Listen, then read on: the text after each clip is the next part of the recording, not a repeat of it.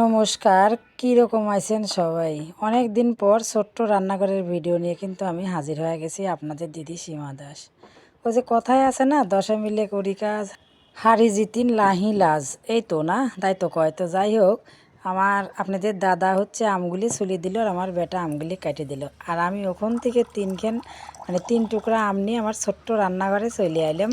এই 3 টুকরা আম দিয়ে আমি 1 টুকরা দিয়ে আচার, 1 টুকরা দিয়ে জেলি আর 1 টুকরা দিয়ে আমি হচ্ছে আমটা বানাবো।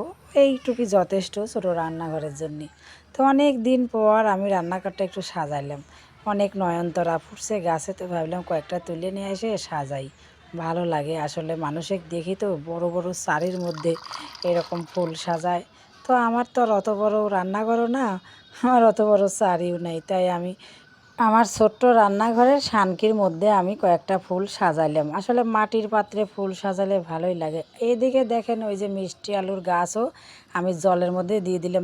কয়েকদিন ধরে আমি খেয়াল করে দেখতেছি ওই আলুর শিকড় গজাইছে, তো পরে এখন দেখি পাতাও গজাইছে বারে। তো এরকমও দেখি ভিডিওর মধ্যে জলের মধ্যে রেখে দেয় আর গাছ হয়, দেখেন আমিও রেখে দিলাম, সুন্দর গাছ বাড়াইছে কিন্তু। তো এই দেখেন, আমি কিন্তু মানে কয়েলের স্ট্যান্ড দিয়ে আমি আম কাটতেছি, আমি ধুয়ে নিচে কিন্তু স্ট্যান্ডটা ভালো করে, অনেক ধার। আর আমার ছোটো রান্নাঘরের বটির না ধার কমে গেছে, মুচড়ে ধরে গেছে, যার জন্য আমি এই স্ট্যান্ড দিয়েই আমগুলো কাটে নিলাম। সুন্দর কাটা হয়েছে কিন্তু অনেক ধার, আসলে হাত শুদ্ধে কাটা যায়।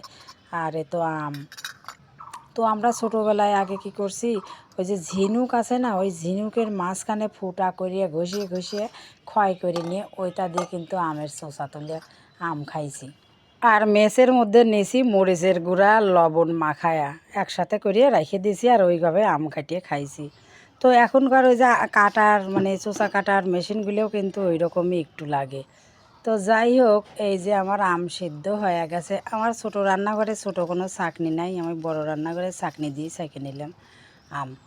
আর 1 গ্লাস হয় নাই, প্রায় গলা গ্লাস হয়েছে। চিনি ইচ্ছা মতো দিলাম, বেশি দিলাম না আসলে। একটা মাপ আছে সব কিছুরই, আমি অনুমানে দিচ্ছি। এখানে হাফ গ্লাস চিনি দিলে গা হইতো। আর দিলাম সামান্য খাওয়ার সবুজ রং, রং না দিলেও হয়, একটু ভালো দেখার জন্যই রং দিলাম, যে কাঁচা আমের জেলি বানাবো আর আমের মতো সবুজ হবে না কাঁচা আমের, তাই হয়, তাই একটু রং দিছি। তো এই যে আটা আটা হয়ে গেছে, এখন নামাই নেব। এর আগের দিন বড় রান্নাঘরে জেলি বানাইছিলাম, একটু জাল বেশি হয়ে গেছিলো, যার জন্য আজকে একটু পাতলা পাতলা রাখলাম, ঠান্ডা হয়ে গেলে কিন্তু জমে যাবে না। এই তো আজকে জেলি বানা